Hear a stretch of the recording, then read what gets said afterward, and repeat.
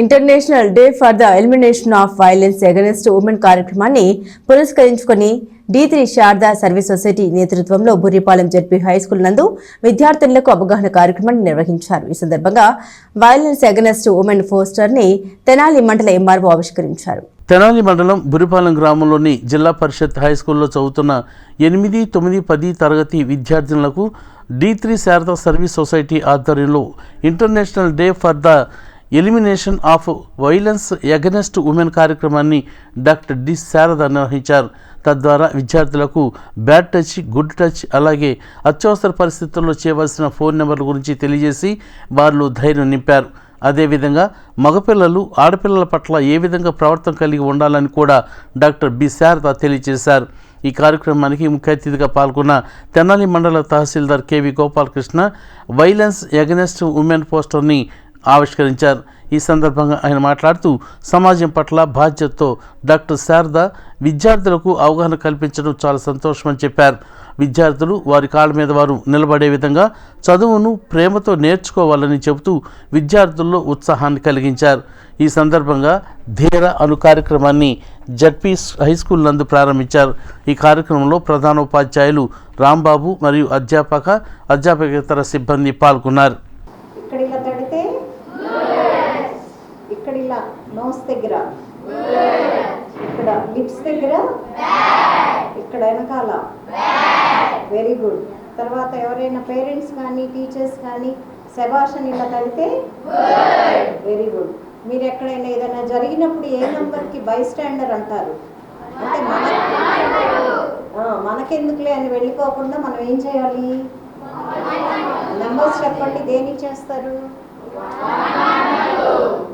మనకి కొత్తగా మనందరి అదృష్టం ఆంధ్రప్రదేశ్లో ప్రతి ఒక్క మహిళకి ఫిమేల్ జెండర్కి కూడా ఈ నెంబర్స్ కాల్ చేస్తే మనకు ఆపద సమయాల్లో వాళ్ళు ఇమీడియట్గా వస్తారు. లేట్ నైట్లో చేసినా సరే మన ఇంటి దాకా మనం క్షేమంగా వెళ్ళామా లేదా అనేది చెప్తారు. అలా ఇంటర్నేషనల్గా అందరూ కూడా ఈరోజు యాక్టివ్ పార్ట్ తీసుకున్నారు మహిళల రక్షణకి. దానికి కేంబ్రిడ్జ్ వాళ్ళు కూడా ఒక పోస్టర్ డిజైన్ చేశారు. ఆ పోస్టరు ఇక్కడ పోస్టరు అన్నీ మనకి వాళ్ళ రిలీజ్ చేయడానికి సార్ ఎవరు? ఆడపిల్ల అంటే ఒక బరువు అనుకునే వ్యవస్థలోకి వచ్చేసాం. నో ఎట్టి పరిస్థితుల్లో కాదు. జెండర్ అనేది మనం మాట్లాడుకోవడానికే తప్ప ఈరోజు మరి మీరు పెద్ద వాళ్ళని చూడండి, ఎంత పెద్దవాళ్ళు, ఎంత పెద్ద స్థాయికి వెళ్ళి ఉంటారు.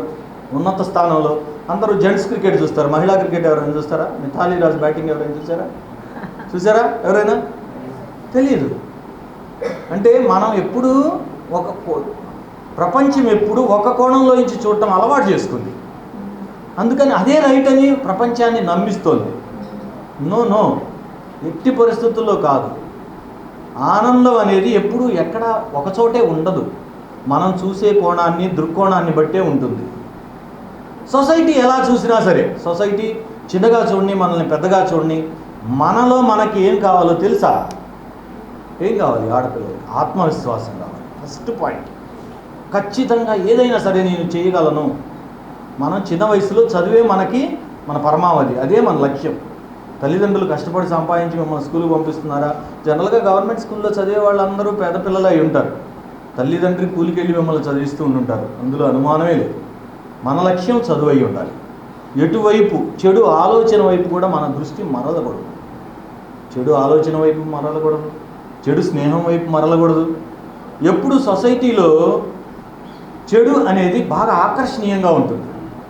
అది ఎలా ఉంటుందంటే అందమైన ఫ్రూట్ లాగా అనిపిస్తూ ఉంటుంది చెడు అనేది.